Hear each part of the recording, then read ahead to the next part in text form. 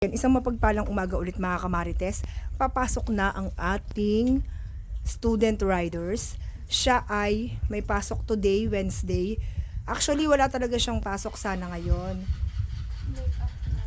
May makeup class lang, then may exam kasi. Bukas siya walang pasok. Yan. Bukas yung rest day niya. Mag-ingat, magdahan-dahan ha. Yung tubig mo, andyan na. Ayan siya.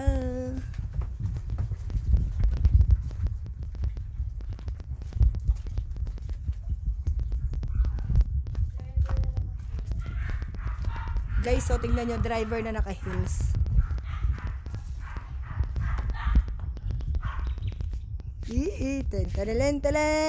Ten.